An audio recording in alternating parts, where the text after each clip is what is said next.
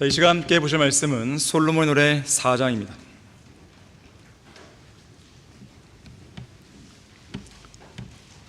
솔로몬의 노래 4장 1절에서 8절까지 말씀을 보도록 하겠습니다.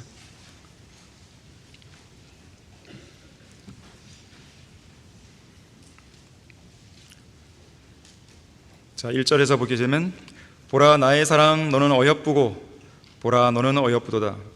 너는 내 머리털의 안에 비둘기의 눈을 가졌고 내 머리카락은 길르앗산에서 나타나는 염소떼 같구나.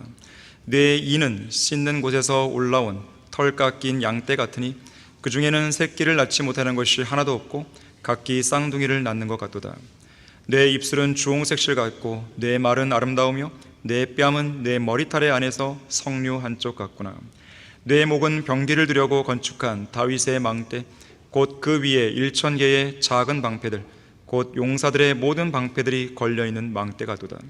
내 두 가슴은 백합꽃들 가운데서 꼴을 먹는 어린 2마리 쌍둥이 노루 같구나. 날이 밝고 그림자가 사라질 때까지 내가 모략의 산과 유향의 작은 산으로 가리라. 내 사랑아, 너는 모두가 어여쁘니 내게는 흠이 없구나. 나의 신부야, 레바논으로부터 나와 함께 가자. 레바논으로부터 나와 함께 가자. 아마나의 정상에서, 스닐과 헤르몬 영상에서, 사자들의 굴들에서, 표범들의 산들에서 바라보아라. 자, 말씀을 위해 다 같이 하시겠습니다. 고마우신 아버지 하나님, 오늘 주의 만찬을 통해서 예수 그리스도의 죽으심을 기념하고 또 그 위대한 사건을 돌아보게 해주셔서 감사드립니다.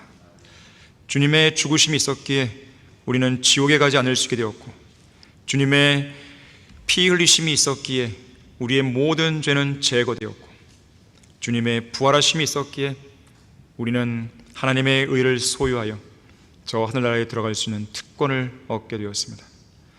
또한 이 자리에 우리가 앉아있는 것은 예수 그리스도의 죽으심과 부활의 결과인 것입니다.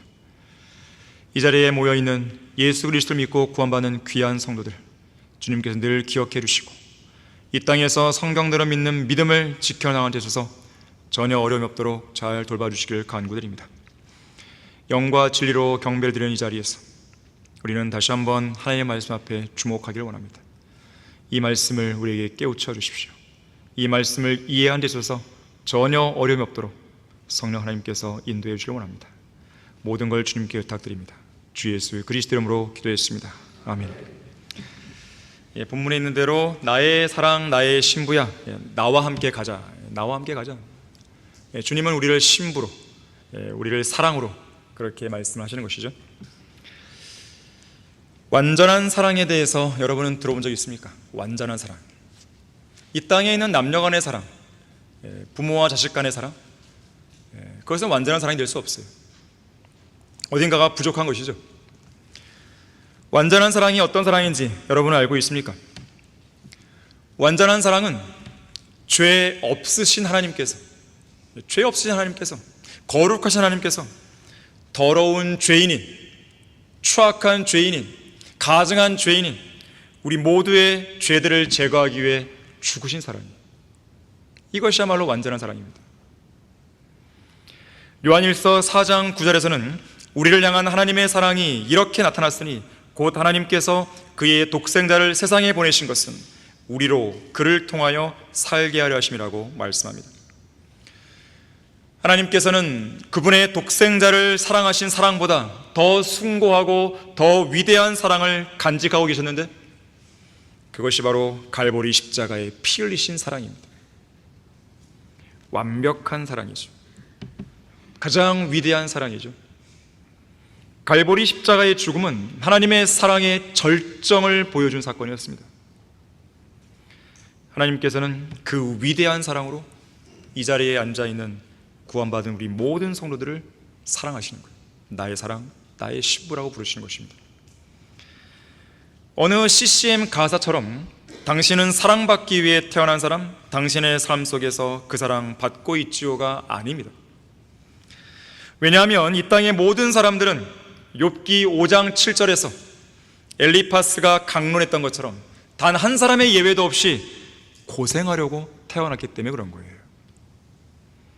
허물과 죄들 가운데 영이 죽은 채로 태어나서 지질이 고생만 하다가 죄의 삭슨 사망대로 몸이 죽은 다음 그 혼은 불타는 지옥으로, 그 이후에는 불과 유황이 타는 불못으로 던져지기 위해 태어난 거죠.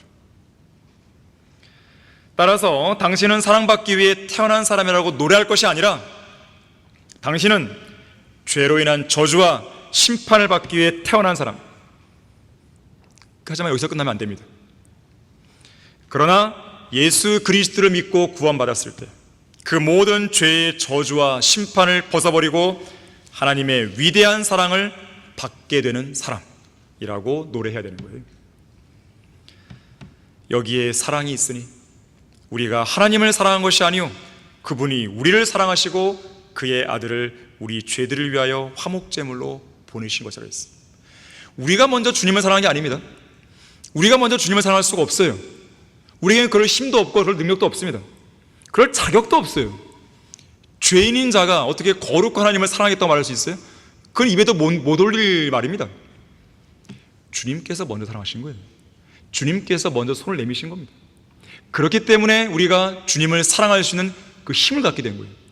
하나님의 사랑이 성령을 통해서 우리 안에 부어진 거예요. 전에는 없었어요. 주님께서 먼저 우리를 사랑했기 때문에 우리가 주님을 사랑할 수 있는 자격과 힘과 그 능력을 얻게 된 것입니다. 하나님은 사랑이시라고 해요. 하나님은 사랑이시라. 하나님은 사랑이시지 사랑이 하나님이 아닙니다. 거꾸로 되면 안 되는 것이에요. 하나님과 사랑은 동격이 아닙니다. 하나님은 사랑이시란 말은 진리지만 사랑이 하나님이다, 이건 진리가 아니에요. 성경은 가장 완전하고 가장 높은 차원의 사랑에 대해서 하나님께서 세상을 이처럼 사랑하셔서 그의 독생을 주셨으니 이는 그를 믿는 사람은 누구든지 멸망하지 않고 영생을 얻게 하심이라고 분명하게 말씀하죠. 이 자리에서 예수 그리스도의 십자가의 죽으심을 믿지 않은 사람이 있다면 그 사람은 오늘 구원받아야 되는 것이, 자신이 지옥에 갈 수밖에 없는 죄인임을 분명히 알았는데 그 죄를 해결할 방법을 찾지 못해서 방황하는 그런 사람이 있다면 바로 그 사람의 죄를 제거하기 위해 십자가에서 필려 죽으셨고 다시 살아나신 예수님을 이 시간 믿으면 되는 것이, 구원받는 건 결코 어려운 것이 아니에요. 구원이라고 하는 것은 교회에 오래 다녀서 구원받는 게 아닙니다. 내가 무슨 교회에 어떤 직분이 있다고 해서 구원받는 게 아니에요. 어쩌면 지옥에는 가장 많은 사람들이 목사일지 모르는 거예요. 가장 많은 사람들이 어떤 교회에서 어떤 직분을 갖고 있는 그런 사람일지 모릅니다. 종교 행위를 하는 것이 그 사람의 구원을 보장해 주는 게 아닙니다. 그런 사람들을 우리는 교인이라고 그러는 거예요. 교인은 그리스도인이 아니에요. 교인은 결국 죽어서 지옥 가는 거예요. 하지만 그리스도인은 예수 그리스도의 몸 안으로 들어온 사람들이기 때문에, 그리스도의 사람들이기 때문에 구원의 영원한 보장이 주어지는 것이죠. 조건은 딱 하나예요. 예수님을 믿는 것이죠. 그거 외에는 없습니다. 아주 쉬운데 사람들이 안 하는 거예요. 많은 사람들이 구원을 복잡하게 만드는 것입니다. 끝까지 견뎌야 된다, 행위 구원이 필요하다, 뭔가를 해야 된다, 새벽 기도를 나가야 된다, 불쌍한 사람 도와줘야 된다.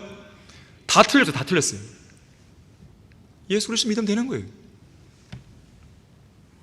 하나님의 완전한 사랑은 도저히 사랑할 수 없는 대상을 향해서 나타내신 사랑이에요. 바로 우리를 향한 사랑이 바로 그 사랑이에요. 나를 향한 사랑이 바로 그 사랑이에요.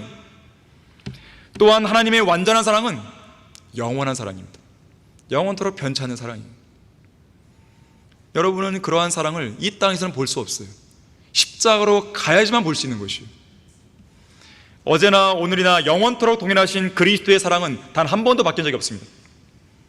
요한복음 13장 1절에서는 예수님께서 제자들을 끝까지 사랑했다고 했어요. 끝까지 사랑한 것인 거예요. 그래서 우리의 구원은 영원히 보장되는 것이에요.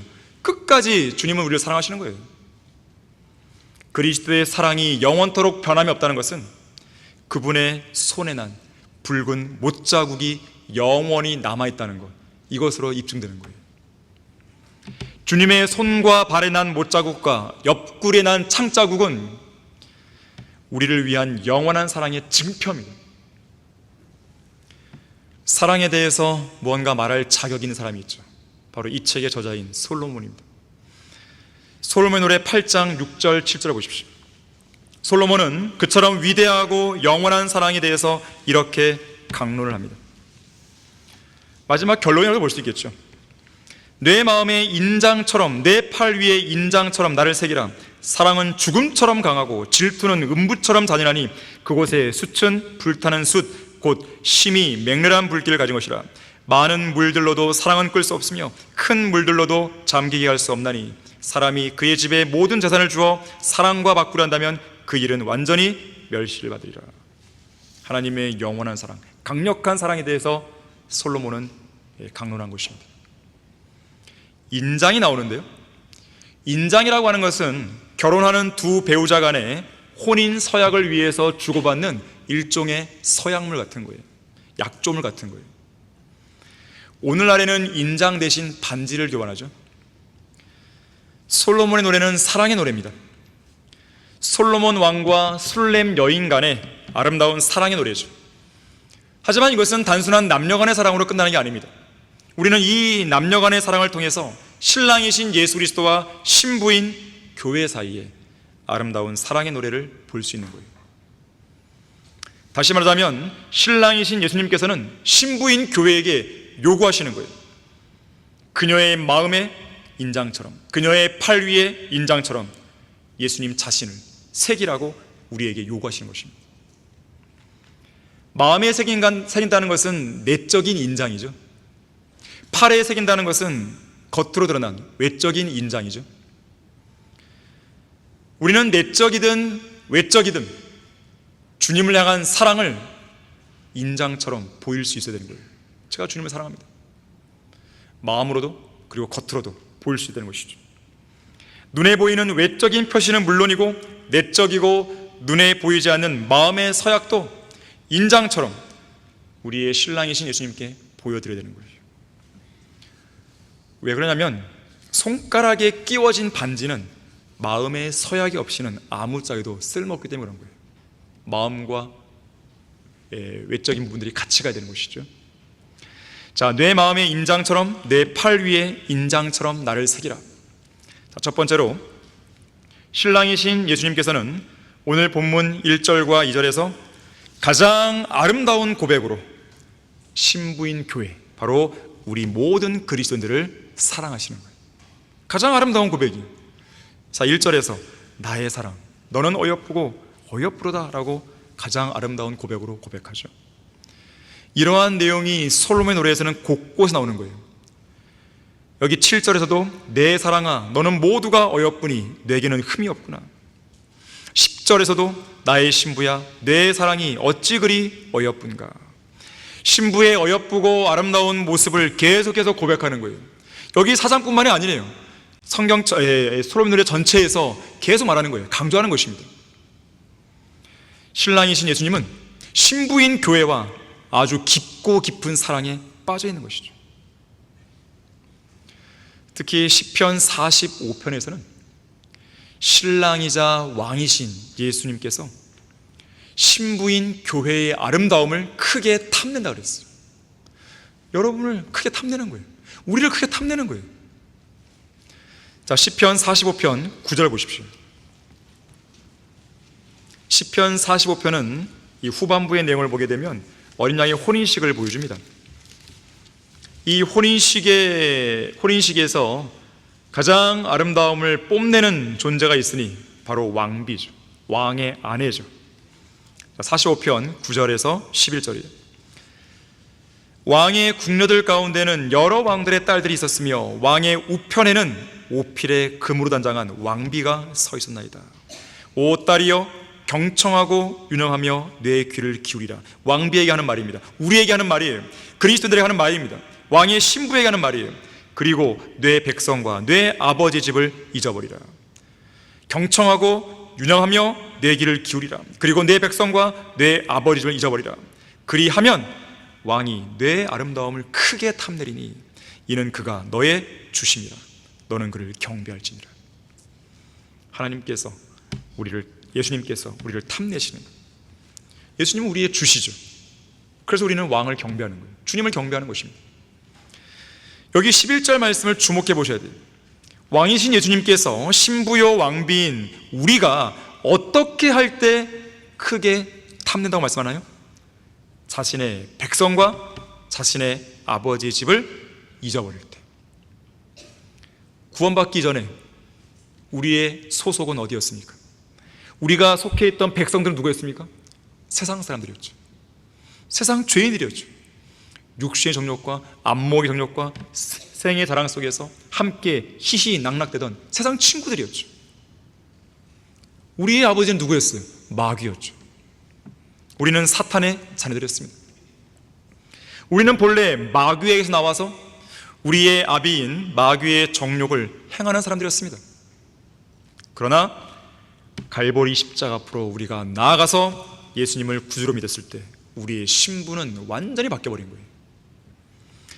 자, 우리의 신분이 완전히 바뀌었다면 과거에 우리 백성과 우리 아비인 마귀의 집을 완전히 잊어버려야 되는 것이죠. 계속해서 뒤를 돌아보면 안 돼요. 구원받기 이전의 생활로 돌아가려고 하면 안 되는 것입니다. 우리는 이미 과거로 돌아갈 수가 없어요. 구원받기 이전의 소속으로 돌아갈 수 없는 것이에요. 우리는 잊어버려야 됩니다. 옛날에 미련을 두면 안 되는 것이죠. 그리고 독특하게 살아야 돼요.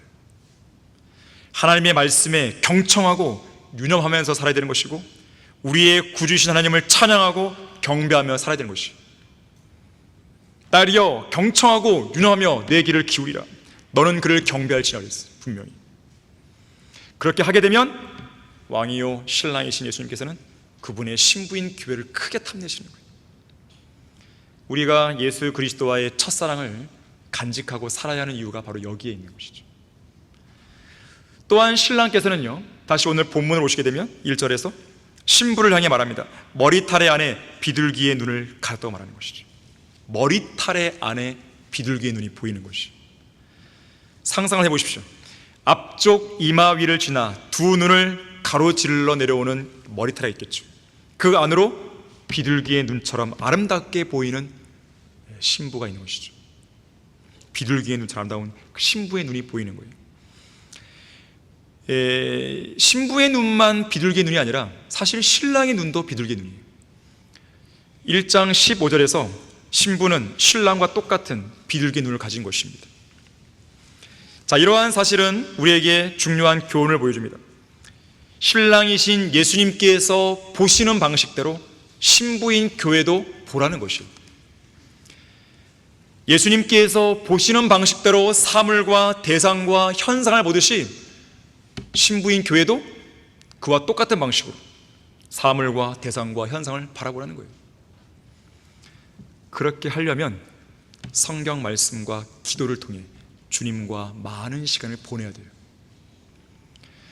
그런가 하면 머리카락은 길르앗 산에서 나타나는 염소떼 같다고 고백합니다. 길르앗 산은요, 요단강 동편에 위치한 산입니다. 이 산에는 가축을 치기에 매우 좋은 목초지가 있어요. 그곳에서 기르는 염소떼는 보통 케달의 검은 염소들을 가리킵니다. 검은색이죠. 머리카락이 검은 것이죠. 다시 말하자면 솔로몬 왕은 그가 사랑하는 여인의 피부색이 검을 뿐 아니라 그녀의 머리카락 또한 검다고 말하는 것이죠. 럭커 목사님은 이렇게 표현해요. 신부의 머리카락을 검은 염소들이 산 허리를 타고 잔물결이 일듯이 매끄럽게 내려오는 모습에 비유합니다. 양떼, 검은 양떼가 이렇게 막 내려오는 거 있잖아요. 한 마리 내려오는 거는 그것은 표현이 안 되는 거예요. 여러 마리의 검은 양떼가 잔물결을 일으키듯이 언덕을 내려오는 거예요. 그 모습처럼 이 여인의 머리카락이 그와 같다는 것을 보여준 것이죠. 또 5장 11절에 보게 되면요, 신랑의 머리털에도 까마귀처럼 검다 그랬어요. 신랑도 머리가 까맣고 신부도 까맣고, 신랑의 눈도 비둘기 눈 같고 신부도 비둘기 눈이고, 뿐만 아니라 솔로몬 노래 2장 1절과 2절에 보니까 신랑이 골짜기들의 백합화로 묘사되듯이 신부도 가시나무 가운데 백합화로 묘사됩니다. 백합화예요. 그만큼 신랑과 신부의 모습이 서로 비슷하죠. 서로 조화를 이루는 모습이에요. 잘 어울립니다. 신부인 교회가 신랑이신 예수 그리스도와 많이 닮아 있다는 거예요. 이건 당연한 것이에요. 당연히 그래야 되는 것입니다. 그분과 조화롭고 어울리는 모습을 항상 간직하고 있어야 하는 것을 교훈적으로 보여주는 거예요. 자, 그렇게 되기 위해서는 앞서 말했듯이 신랑이신 예수님과 함께 보내는 시간이 많아야 돼요. 많아야 됩니다. 흔히 40년이나 50년 동안 함께 살을 맞대고 살아온 부부의 모습을 보면요, 그 오랜 시간 동안 서로 간에 많은 영향을 주고받기 때문에 말하는 모습, 생각하는 모습, 행동하는 모든 패턴과 습관들이 서로 비슷해요. 얼굴의 특징까지 닮게 되는 것이죠. 오늘 집에 가서 한번 꼭 확인해 보세요. 닮았는지. 이처럼 신부인 그리스도인들의 모습은 구주이신 예수 그리스도의 모습과 똑같아 보여야 됩니다. 어떤 그리스도인이든지 주위 사람들에게, 세상 죄인들에게 예수 그리스도의 모습을 상기시켜주는 무언가를 여러분의 모습 속에 간직하고 있어야 돼요. 주님과 똑같은 모습을. 여러분의 모습을 보면서 예수 그리스도를 발견할 수 있게 만들어야 되는 것이에요.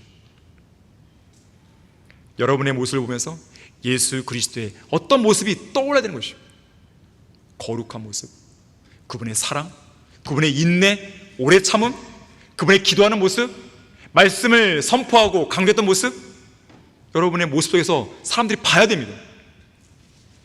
그리스도의 향기가, 그리스도의 흔적이 여러분의 몸, 여러분의 행동, 여러분의 생각, 여러분의 말 곳곳에서 배어나올 수 있어야 돼요. 이어지는 2절을 보니까 내 이는 씻는 곳에서 올라온 털 깎인 양떼가 따르였어요. 신부의 이, 치아를 말해요. 치아. 깨끗하고 하얀 이빨이에요. 또한 그중에는 새끼를 낳지 못하는 것이 하나도 없다 그랬어요. 무슨 말인가 하면 반드시 있어야 할 치아 중에 빠졌거나 잃어버린 치아가 없다는 거예요. 고르게 다 있는 것이죠. 또 각기 쌍둥이를 낳는 것 같다 그랬어요. 치아가. 이것은 신부의 치아들이 서로 조화를 이루고 아름답게 잘 어우러진 모습이에요. 이 치아의 모습이 쌍둥이 같은 것이죠. 다 고르게 다 이가 난 것이에요. 이가 고르게 난 사람들은 거의 없어요. 거의 없어요. 그런데 세상에는요, 이 광고 모델을 보게 되면 이가 상당히 고르죠. 뭔가 조작이 들어가요. 조작이 들어가요. 얼굴도 뭔가 이렇게 조작이 들어가 있죠. 아름다운 핑크빛 피부와 반짝이는 백색 치아를 뽐내는 화장품 광고 모델, 특히 치약 제품 광고 모델. 그래서 소위 회사 매출을 올리기 위해서요, 화장빨로 자기의 맨 얼굴을 철저히 가리는 것이죠. 여기는 그런 분들이 없는 것 같습니다. 틀니를 사용해서 자신의 삐뚤빼뚤하고 누런 치아를 숨기기도 하죠. 다시 말해서 광고에서 보는 것처럼 완벽한 피부와 완벽한 치아를 가진 그런 여성은 없는 것이, 가진 그런 여성은 없는 것이죠. 인위적인 조치를 취한 거예요. 그래서 이런 이야기가 있어요. 오페라 가수와 사랑에 빠진 한 남자가 있었다고 그래요. 그는 오페라 공연을 하는 그녀가 자신이 본 여자들 중에서 가장 아름다운 여인을 사귀었습니다. 그녀의 눈, 그녀의 얼굴, 그녀의 치아, 완벽했어요. 모든 것이. 또한 그녀가 그녀의 외모와 가장 잘 어울리는 아름다운 목소리를 지니고 있다고도 여겼습니다. 오페라 가수니까. 마침내 남자는 이 여인에게 청혼했습니다. 두 사람은 결혼했어요. 그리고 신혼의 달콤한 첫날 밤을 보낸 후 다음날 아침, 그녀 옆에서 눈을 뜬 남자는 그녀의 달라진 얼굴에 깜짝 놀랍니다. 우선 그의 눈에 가장 먼저 들어온 것은 침실용 탁자 위에 놓인 그녀의 가발이었어요. 그리고 그 옆에는 유리컵 속에서 반짝이는 백색 틀니가 담겨 있었습니다. 또한 화장기가 전혀 없는 그녀의 맨 얼굴을 보고는 다급히 그녀를 깨우면서 이 남자는 이렇게 말했다고 그래요. 여보, 일어나봐요. 일어나서 노래 좀 불러봐요. 여보의 목소리는 진짜 맞죠? 내 마음의 인장처럼 내 팔 위의 인장처럼 나를 새겨라. 두 번째로, 신랑이신 예수님께서는 신부인 교회가 지니고 있는 말, 그리고 힘, 말과 힘에 대해 감탄해 하십니다. 3절 보시면요, 내 입술은 주홍색 실 같고 그랬습니다. 신부는 그녀의 뺨 색깔과 잘 어울리는 주홍색 실처럼 얇고 붉은 입술을 지니고 있는 것이죠. 자, 이것은 립스틱이나 화장을 해서 나온 색감이 아닙니다. 자연 그대로의 아름다움을 간직한 색이에요. 사실 이 화장을 안 해도 바깥에서 신선한 공기를 자주 한껏 들이마시는 여성, 햇빛을 듬뿍 받으며 충분한 운동을 하는 여성은 인위적인 화장으로 꾸미는 것보다 훨씬 더 아름다운 분홍빛 얼굴 피부와 붉은 입술을 유지할 수 있다는 말이 있습니다. 저는 검증을 안 해봤어요. 있다 그래요. 근데 저는 옆에서 봤어요. 이성호 목사님을 봤어요. 목사님은 로션 안 바르십니다. 근데 얼굴에 바짝바짝거려요. 신기했어요. 되게 선크림도 안 바르세요. 신기했어요. 답은 운동이었어요. 자매님들 열심히 운동하십시오. 내 말은 아름다우며, 바꿔 말해서 예쁜 입술을 가져서 아름다운 말이 나오는 게 아니고 아름다운 말이 나오기 때문에 입술이 예쁜 거죠. 잠언 11장 22절에서는 아름다운 여인에게 분별이 없는 것은 마치 돼지 코에 금고리 같다 그랬어요. 또 잠언 31장 26절에서는 현숙한 여인은 지혜롭게 입을 열며 그녀의 혀에는 친절의 법이 있다 그랬어요. 지혜롭게 입을 열고 혀에는 친절의 법이 있는 거예요. 그래서 현숙한 여인의 입에서는 독설이 나오지 않습니다. 당연히 욕이 안 나오겠죠. 지혜와 친절의 법이 흘러나와요. 얼마나 아름다운 입술이겠어요. 하지만 이브를 보십시오. 최초의 여자 이브, 하나님의 말씀을 변질시킴으로써 그녀의 입으로 죄를 들여왔죠. 다윗의 아내 미카를 보십시오. 다윗이 순수한 동기로 하나님을 찬양했을 때 뼈에 사무치는 경멸 섞인 악담을 했죠. 결국 평생 동안 아기를 갖지 못합니다. 아합의 아내 이세벨을 보십시오. 독설이 가득한 입으로 엘리야를 위협해서 엘리야로 하여금 낙담하게 만들죠. 또한 남편을 충동질해서 무죄한 나봇을 죽이게 만들죠. 헤로디아를 보십시오. 그녀의 입에서 나온 악한 말은 침례인 요한의 죽음의 원인이 되었죠. 라헬의 입에서 나온 불평은 야곱의 인생을 비참하게 만들었죠. 1,000명의 아내들이 쏟아놓은 불평과 비방, 제안, 소문, 잡담 등은 솔로몬 왕을 괴롭혀서 우상 숭배자가 되게 만들었죠. 신부인 교회 그리스도인들의 입에서는 그런 말이 나오면 안 됩니다. 아름다운 말이 나와야 돼요. 지혜와 친절의 법이 흘러나와야 돼요. 3절에서 내 뺨은 내 머리털의 안에서 석류 한쪽 같구나 그랬어요. 석류는 꽃도 아름답고 열매도 아름답다 그래요. 아름다운 과일입니다. 대제사장의 의복이나 성전의 커다란 두 기둥 위에 석류 모양을 만들어서 달거나 부착했죠. 또 이 민수기나 신명기에 보게 되면 약속의 땅에서 번영한다, 약속의 땅에서 번성한다, 이것을 묘사할 때 사용되는 과일들이 여러 개 나오는데 그중 하나가 바로 석류예요. 번성을 예표하는 과일인 것이죠. 특히 여기 3절에서 신랑은 신부의 머리카락 아래로 매우 탐스럽게 드러난 두 뺨을 묘사하면서 석류에 비유하는 거예요. 한편 4절에 보니까 신부의 목을 가리켜서 병기를 두려고 건축한 다윗의 망대 같다 그랬어요. 그만큼 신부의 목이 견고하고 힘이 있어 보인다고 고백하는 거죠. 더군다나 그 목 위에 뭐가 있는 거예요? 1,000개의 작은 방패들, 곧 용사들의 모든 방패들이 걸려있다 그랬습니다. 쉽게 생각하면 이 목에 목걸이를 두른 걸 생각하시면 돼요. 목에 목걸이를 두른 모습을 이렇게 묘사하고 있는 거예요. 물론 오늘날 현대사회에서 이렇게 얘기하게 되면 여러분들은 싫어하죠. 목에 힘이 있어 보이네요. 목이 굵고 강직하네요. 다윗의 망대 같습니다. 사람들이 싫어할 겁니다. 6장 4절 한번 보십시오. 오 나의 사랑아, 너는 티르사같이 아름답고 예루살렘같이 보기 좋으며 깃발들을 든 군대처럼 위엄이 있다 그랬습니다. 여성을 향해서. 10절도 보십시오. 아침처럼 비추고 달처럼 고우며 해처럼 맑고 깃발 들는 군대처럼 위엄이 있는 여자가 누구인가 그랬어요. 와, 참으로 깃발 들든 군대처럼 위엄이 있어 보이네요, 신부님. 당장 그 예시장에 쫓겨나죠. 그런데요, 과거에는요, 특히 구약시대는요, 가장 아름답고 매력적인 여인상이 바로 이것이었어요. 성경에서 말씀하는 가장 아름다운 모습의 여인상도 이것이었어요. 잠언 31장에 현숙한 여인 나오죠. 허리를 힘껏 동이고 팔을 튼튼하게 하고 부지런히 일하는 여인의 모습으로 묘사합니다. 현숙한 여인이 그런 것이죠. 창세기 18장에 보게 되면 세 천사, 그 중에 한 분은 주의 천사죠. 세 천사가 아브라함을 방문했을 때 아브라함은 그의 아내 사라에게 이것저것을 요구합니다.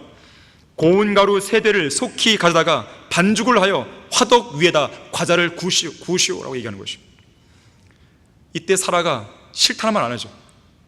어떤 인상도 안 쓰죠. 어떤 불평도 없죠.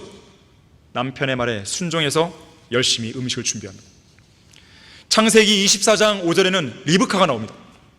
직접 물 항아리를 어깨에 메고 물을 기르러 우물러 나옵니다. 특히 리브카는 주인의 아들, 즉 이삭의 신부감을 찾으러 먼 타지까지 온 나그네 아브라함의 종 엘리에셀에게 물을 마시게 할 뿐 아니라 엘리에셀이 끌고 온 낙타들, 모두 10마리였는데 낙타들에도 물을 먹이는 거예요. 부지런하게 움직입니다. 낙타들이 물 많이 먹습니다. 찔끔찔끔 먹는 게 아니에요. 이 강화에 보면 소들이 많아요. 소들이. 이 소들 키우는 농장이 있는데 제가 이제 1시간 코스로 도는 이 들길이 있어요. 그러면 반드시 그 소들이 있는 그곳을 지나게 됩니다. 제가 지날 때마다 저를 보러 와요. 그럼 제가 볼 때는 얼굴 다 똑같이 생겨갖고 얼굴을 들이밀고 하는데 이 더운 날에는 정말 물을 먹어야 되잖아요. 물을 엄청나게 먹습니다. 낙타들도 물을 많이 먹는 거예요. 그런 물을 먹이기 위해서 얼마나 이 우물에서 왔다 갔다 했겠어요. 부지런한 여인상이죠. 사도행전 9장에는요 요파에 이 탑이다, 즉 도르카가 나오는데요, 이 여인은 현숙한 여인처럼 바느질을 하고 물레를 돌리고 옷을 짜죠. 열심히 겉옷과 속옷을 만드는 여인입니다. 선행과 구제를 많이 한 여인이에요. 두아티라 성읍의 자족감 장수 루디아를 기억할 것입니다. 무언가를 사고 팔며 장사하고 값을 흥정할 줄 아는 잠언 31장의 현숙한 여인이죠. 이 현숙한 여인은 바울이 전하는 말씀을 믿고 구원받잖아요. 자기뿐만 아니라 그녀의 집안 사람들도 구원받을 수 있도록 길을 열어주죠. 자, 이렇듯 성경에는 부지런히 일하는 여인들이 여러 명 나오는 거예요.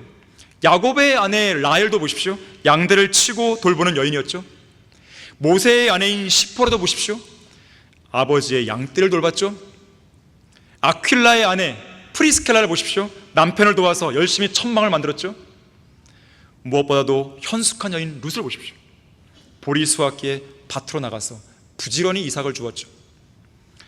예수 그리스도의 신부인 우리도 역시 주님을 섬기는 일에 부지런한 모습을 나타내 보여야 돼요. 그럼 여러분들은 하나님께서 예수 그리스도께 탐내시는 완벽한 여인상의 모습을 가질 수 있는 것이죠. 그래서 성경은 항상 주의 일을 넘치게 하라고 하는 거예요. 그래서 성경은 누가복음 19장 13절에서 장사라고 얘기하는 것이죠. 이어지는 5절에서는 내 두 가슴은 백합꽃들 가운데서 꼴을 먹는 어린 2마리 쌍둥이 노루같다 그랬어요. 문자 그대로 신부의 우아하고 사랑스러운 모습을 아무런 꾸밈 없이 적나라하게 드러나는 것이죠. 내 마음의 인장처럼, 내 팔 위에 인장처럼 나를 새기라.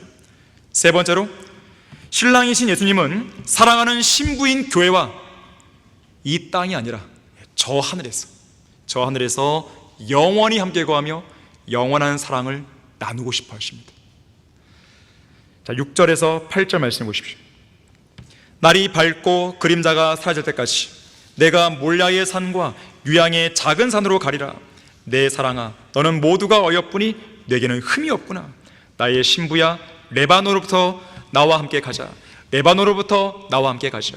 아마나의 정상에서, 스닐과 헤르몬의 정상에서, 사자들의 굴들에서, 표범들의 산들에서 바라보아라. 다소 어려워 보이지만 내용은 간단해요. 휴거와 재림을 보여주는 장면입니다. 휴거와 재림을 동시에 보여주고 있어요. 우선 6절에 보니까 날이 밝고라면 날이 밝고. 여러분 베드로후서 1장 19절에서요 날이 새어 샛별이 너희 마음에 떠오르기까지 많이 나오죠. 새벽별이 즉 태양인데 그 태양이 하늘에 뜨는 게 아니라 우리 마음에 뜨는 거예요. 이게 바로 휴거입니다. 또 말라키 4장 2절에 보게 되면 의의 태양이 떠오르죠. 저 하늘에. 이건 재림이죠. 자, 그래서 날이 밝았다는 말은 뭐냐면 재림이에요. 그것이 공중재림인 휴거든 아니면 지상재림이든 휴거와 재림을 보여주고 있는 것이죠. 그런가 하면 그림자가 나와요. 그림자는 부정적이에요. 스파냐 1장 15절에서는 진노의 날이요 고난과 고통의 날이며 황폐와 황량의 날이요 어두움과 침침함의 날이며 구름과 짙은 흑암의 날로 이 대환란을 묘사하고 있는데 바로 여기 나오는 그림자가 바로 대환란을 보여주는 것이죠.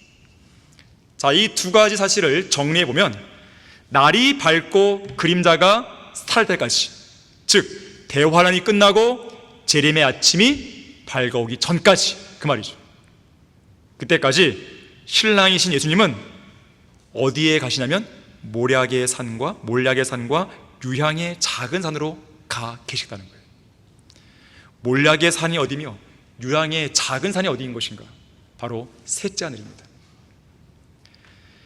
우리가 아까 시편 45편 잠깐 봤었는데 45편 8절에 보니까 당신의 모든 옷에서는, 즉 신랑이신 예수 그리스도의 옷에서는 상하 궁전에서 나온 몰약과 알로에와 계피의 향내가 나며 그것들이 당신을 기쁘게 하였나이다라고 말씀합니다. 자, 주님의 몸에서, 주님의 옷에서 몰약 냄새가 나는 것이죠. 유향 냄새가 나는 것이죠. 상하 궁전은 저 셋째 하늘에 있는 것입니다. 자, 그래서 대환란이 끝나고 재림의 아침이 밝아오기 전까지는 어디에 계신 거예요? 저 하늘에 계시는 거예요. 바로 교회 시대. 이 교회 시대에 예수님은 지금 저 하늘에 계시는 거예요. 하지만 그림자가 사라지고 날이 밝아오면, 즉 대환란이 끝나고 재림의 아침이 밝아오면 이제 신랑이신 예수님은 왕으로서 이 땅에 내려오시는 것이죠. 그리고 이 땅에 천년왕을 세우시는 것입니다. 그런가 하면 7절에 보니까 내 사랑아 너는 모두가 어여쁘니 내게는 흠이 없구나라고 말씀합니다. 여러분에게는 흠이 없습니까? 물론 우리는 영적으로 볼 때에 예수 그리스도의 피로 구속받았기 때문에 우리의 모든 죄는 제거됐어요. 하지만 여전히 육신의 몸을 입고 있는 것이죠. 흠과 점이 생길 수 있는 소지가 있는 것이에요.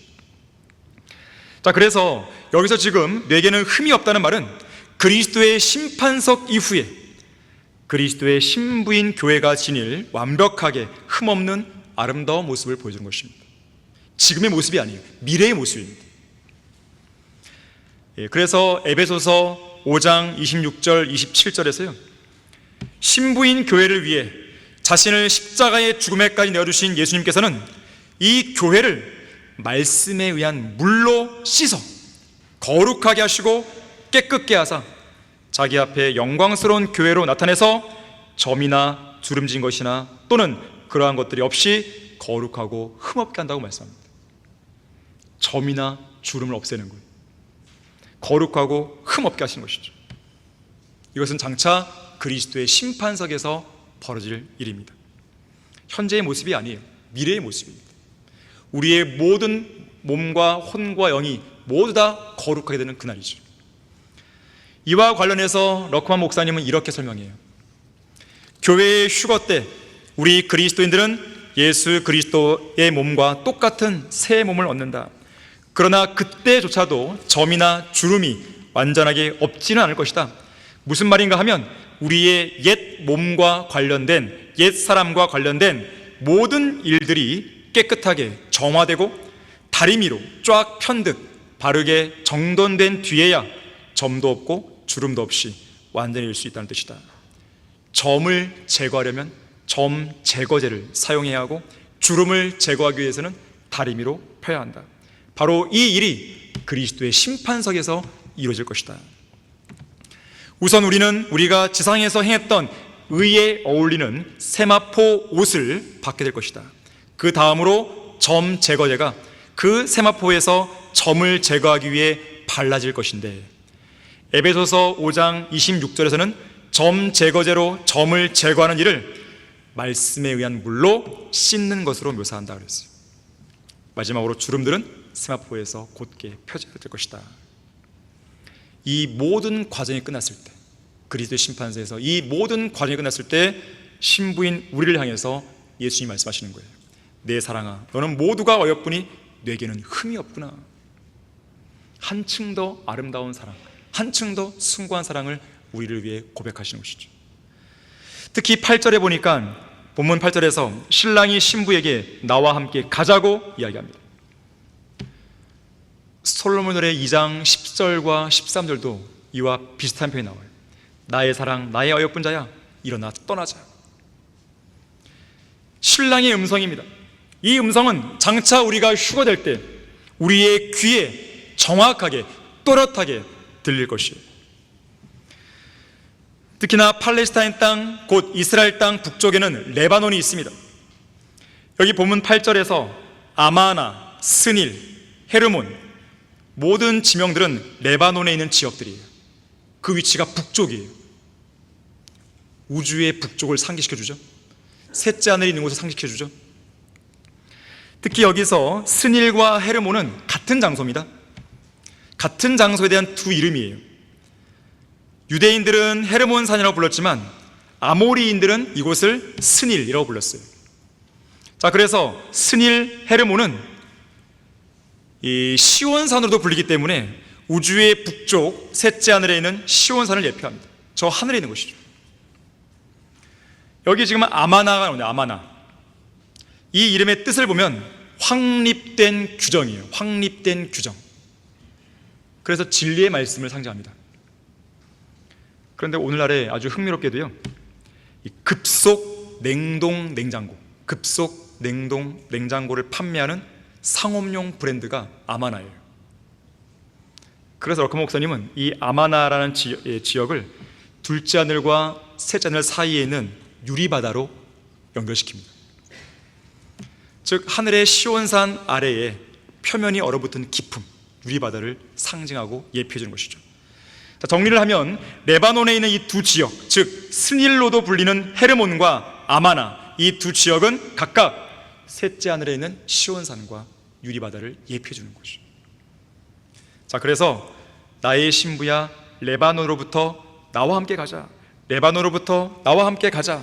아마나의 정상에서, 스닐과 헤르몬의 정상에서 라는 이 말씀은 바로 신부인 교회가 나와 함께 가자라고 말씀하는 신랑 예수님과 함께 휴거되는 모습이 저 셋째 하늘로 올라가는 것을 보여주죠. 그곳에서 우리는 뭘 할까요? 주님과 함께 완전한 사랑을 나누며 주님과 함께 완전한 교제를 나누고 주님과 함께 먹고 마시는 것이죠.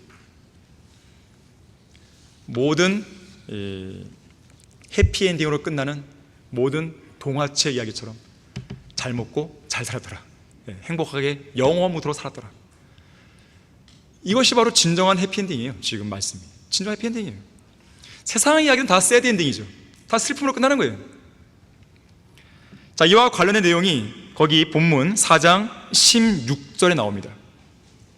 오 북풍아 깨어나라, 너 남풍아 오라, 내 동산 위에 불어서 향내를 흘려보내요. 나의 사랑하는 이로, 즉 신부가 신랑에게 말하는 거예요. 신랑에 대해 말하는 거예요. 나의 사랑하는 이로 그의 동산에 들어와서 그의 아름다운 실과들을 먹게 하라. 지금 16절 앞에 동그라미로 단락부가 펼쳐져 있죠. 화자가 바뀐 거예요. 앞에는 신랑이 말하는 것이고 여기서는 신부가 말하는 거예요. 자, 어쨌든 신부는 신랑이 돌아오기를 간절히 바라는 마음을 16절에서 표현한 겁니다. 특히나 그의 동산에 들어와서 그의 아름다운 실과들을 먹게 하라 그랬어요. 우리가 휴거되어 올라왔을 때 동산에 들어오시는 주님과 함께 우리는 함께 먹고 마시는 것이죠. 신랑과 신부간의 아름다운 사랑의 교제를 보여주는 거예요. 여러분은 요한계시록 3장 20절을 알 것이에요.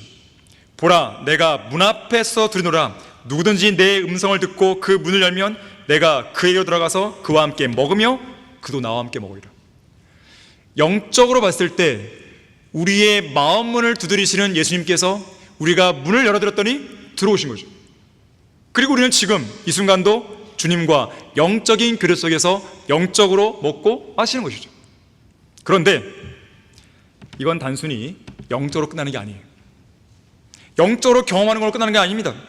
장차 우리는 휴거돼서 셋째 하늘로 영광 가운데 올라가게 되면 우리의 구주요 신랑이신 예수님을 영적으로가 아니라 물리적으로, 문자적으로 얼굴과 얼굴을 대면하는 가운데 함께 영원한 교제와 그리고 영원히 함께 먹고 마시는 것이죠. 문자 그대로의 경험이에요. 지금은 그저 영적으로 그런 사랑의 교제를 나누고 있다면 이제는 문자 그대로 나누는 것이에요. 오늘 주의 만찬에 참여할 자격을 갖춘 모든 성도는 장차 저 하늘나라에서 함께할 저 왕의 식탁에서 각자에게 주어진 자리에 앉을 것이에요. 여기는 여러분들이 앉고 싶은 데 앉았죠. 저 위에서 어떨지 모르겠어요. 주님께서 지정해 주는 자리가 있을지 모르겠어요. 예수님 옆에 앉고 싶습니까? 그건 주님의 권한에 달려 있습니다. 저한테 묻지 마세요. 그 자리에서 우리는 영광스러운 왕의 식탁에서 풍성한 만찬을 누리며 영예를 누리는 것이죠. 우리는 이제 곧 있을 새 예루살렘으로의 이사를 앞두고 있습니다. 이번에 이사는 구속받은 몸만 입고 들어가면 돼요. 모든 이삿짐을 다 놓고 가는 이사인 거죠. 예수님은 약속하셨어요. 나의 아버지 집에는 많은 저택들이 있느니라. 나는 너희를 위하여 처소를 마련하러 가노라. 내가 가서 너희를 위하여 처소를 마련하면 다시 와서 너희를 내게로 영접하여 내가 있는 그곳에 너희도 있게 하리라. 우리는 하늘의 본향에서 매일같이 마련되는 왕의 식탁에서 왕의 만찬을 즐기며 마음껏 기뻐하고 즐거워할 것이에요. 여러분은 그날을 소망하고 있습니까? 소망 현실되는 되는 것이에요. 결론을 맺겠습니다. 솔로몬 노래 4장 9절에 보게 되면요, 신랑이신 예수 그리스도께서는 신부인 교회를 향해서 내가 내 마음을 빼앗아 갔구나라고 고백합니다. 여러분이 신랑이신 예수님의 마음을 빼앗은 거예요. 너무나 예쁘고 아름답고 사랑스러운 나머지 마음을 빼앗기고 넋을 잃은 신랑의 모습을 묘사하는 것입니다.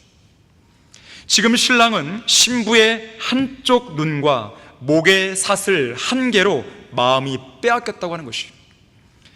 그만큼 신부의 아름다움에 크게 매혹되어 버린 것이죠. 이렇듯 신부인 교회를 향한 신랑이신 예수님의 사랑은 조금의 미동도 없이 확고합니다. 문제는 신부인 교회의 사랑이에요. 예수 그리스도께서 우리를 향해 갖고 계신 영원토록 변함없는 사랑만큼 과연 우리도 변함없이 주님을 사랑하고 있는지가 관건인 것입니다. 여러분 중에 뇌가 한쪽 눈과 뇌 목의 사슬 한 개로 내 마음을 빼앗아 갔구나, 이렇게 말씀하신 예수님처럼 주님, 저를 위해 가시관 쓰신 주님의 머리로 인해서 제 마음을 주님께 빼앗겼습니다, 이렇게 고백할 수 있는 사람이 있습니까? 주님의 옆구리 때문에 제 마음을 주님께 빼앗겼습니다. 저를 위해 긴 창으로 찔리신 주님의 옆구리 때문에 제 마음을 빼앗겼습니다. 십자가에 못 박히신 주님의 못자국 난 손과 그 발 때문에 제 마음을 빼앗겼습니다. 그렇게 말씀할 수 있어야 돼요. 그러한 고백을 할 수 있어야 됩니다. 여러분 자신의 감정에 의존하지 말고 성경을 펼쳐서 우리를 향한 하나님의 사랑을 직접 읽고 확인하고 진지하게 묵상하는 가운데 여러분도 하나님을 향한 사랑을 보이셔야 돼요. 우리를 대속해 주신 하나님의 사랑을 간절히 알기 원한다고 하나님께 기도를 드리십시오. 하나님의 사랑을 알아야 나도 하나님을 사랑할 수 있는 것이에요. 하나님의 사랑을 모르면 내가 하나님을 사랑할 수가 없어요. 그거는 불가능해요. 자, 그러나 예수 그리스도를 믿고 구원받은 그리스도인은 하나님의 사랑을 받은 것이에요. 그리고 그 사랑이 내 안에 있는 것이에요. 우리는 그 사랑을 가지고 주님을 사랑하는 것입니다. 그러한 사랑을 깨닫게 되면 하나님을 사랑하는 일은 어려운 일이 아니에요. 자연스러운 과정입니다. 여러분의 마음속에 하나님을 향한 사랑이 식었다면 그것은 여러분에게 베풀어 주신 하나님의 사랑을 잊어버렸기 때문에 그런 거예요. 갈보리 십자가를 뒤로 한 채 멀리, 너무나 멀리 떠나와 버린 것이죠. 주님을 향한 사랑이 심해졌다면 다시 돌아가야 돼요. 주님의 사랑으로 돌아가야 됩니다. 하나님의 사랑을 노래하고 찬송을 부르십시오. 성경에 나타난 주님의 사랑을 확인하고 또 확인하십시오. 하나님의 사랑을 온전히 깨달을 때까지 말씀을 통해 읽고 그리고 찬양을 부르는 것이죠. 예수 그리스도를 향해서 여러분의 마음을 넓혀야 돼요. 여러분의 마음을 세상을 향해 넓히지 말고 그리스도를 향해 넓혀야 됩니다. 그것을 위해서 그리스도와 함께하는 시간을 늘려야 돼요. 죽음이 가까워질수록, 육체의 힘이 점점 더 연약해질수록, 인생이 바쁘면 바쁠수록, 주님의 오심이 가까우면 가까울수록, 여러분을 향한 세상의 유혹과 압박이 더 크게 다가오면 다가올수록 주님과의 사랑의 교제의 시간을 늘려야 됩니다. 어제나 오늘이나 영원토록 동일하신 그리스도의 사랑은 단 한 번도 바뀌지 않았어요. 여러분의 마음 역시나 영원롭고 아름다우신 예수 그리스도께 완전히 빼앗겨야 돼요. 예수 그리스도와의 사랑에 완전히 빠져 사는 여러분 되길 바라겠습니다. 기도하겠습니다. 잠시 고개를 숙이십시오. 혹시 이 자리에 나는 아직 구원받지 못했다, 내가 내 자신을 돌아보니까 나는 구원받지 않은 사람 같다, 나는 지금 죽으면 어디 갈지 모르겠다, 나는 지금 죽으면 지옥에 갈까 두렵다, 그런 분 있습니까? 구원의 확신이 흔들리는 분 있습니까? 내가 구원받지 않은 것 같습니까? 내가 구원받은 그 순간을 기억이 안 납니까? 내가 구원받은 그 순간이 애매모호하게 모호하게 희뿌연 연기처럼 되어 있습니까? 구원받은 날짜를 내가 모른다 할지라도 구원받은 그 순간만큼은 기억할 수 있는 것이에요. 정말로 구원받았다면 그 순간을 기억 못할 리가 없습니다. 자신의 생일 다 기억하잖아요. 내가 구원받은 영적 생일을 모른단 말이에요? 그 날을 내가 기억 못한단 말이에요? 날짜를 잃어본다 하더라도 그 순간은 기억난단 말이죠. 혹시 자리에 예수 그리스도를 믿고 구원받은 그런 그런 적이 없는 사람이 있습니까? 정직하게 대해서요. 옆 사람을 의식할 필요 없어요. 옆 사람이 여러분을 구원하는 게 아닙니다. 자, 혹시 이 자리에 구원받지 못한 죄인이 있습니까? 하지만 이 시간 이 자리에서 예수 그리스도를 믿고 구원하기 원하는 사람이 있습니까? 나는 지옥 갈 수밖에 없는 죄인입니다. 하지만 나의 죄를 제거하기 위해서 예수님이 십자가에 피를 주셨고 다시 살아난 것, 이 사실을 내가 믿겠습니다. 그런 분 있습니까? 그런 분 있다면 한번 손 들어보십시오. 제가 볼 수 있도록 손 들어보십시오. 구원받은 그런 적이 없다면 지금 이 순간 좋은 기회예요. 사람은 언제 죽을지 모르는 것이, 이 기회를 잡으십시오. 그런 분 있습니까? 그런 분 있다면 제가 기도할 때 함께 따라서 믿는 말 하십시오. 다른 사람 의식할 필요 없습니다. 주님께서 여러분을 보시는 거예요. 자, 기도하겠습니다. 하나님, 저는 죄인입니다. 지금 죽으면 지옥에 갈 수밖에 없는 더럽고 추악한 죄인입니다. 그러나 예수 그리스도께서 저의 죄를 제거하기 위해 십자가에서 피 흘려 죽으시고 다시 살아나신 사실을 제 마음속에 진실로 믿겠습니다. 지금 이 순간 제 안에 들어오셔서 저를 구원해 주십시오. 예수 그리스도 이름으로 기도합니다. 아멘. 기도하겠습니다. 고마우신 아버지 하나님, 이 오전에 우리가 아름다운 예배를 드리게 주셔서 감사드립니다. 이 시간 선포된 말씀을 위해서 감사드립니다. 우리 성도들이 하나님의 사랑에 대해 의심하지 않게 해주십시오. 하나님의 사랑을 자신의 마음판에, 자신의 팔에 인장처럼 새길 수 있도록 해주십시오. 하나님의 사랑은 변치 않고 영원하다는 것을 우리 성도들이 한순간도 잊지 않도록 도와주십시오. 하나님의 그 사랑을 깨달은 사람으로서 역시 우리도 하나님을 사랑하는 사람으로서 온전한 삶을 살 수 있도록 도와주십시오. 주 예수 그리스도 이름으로 기도했습니다. 아멘.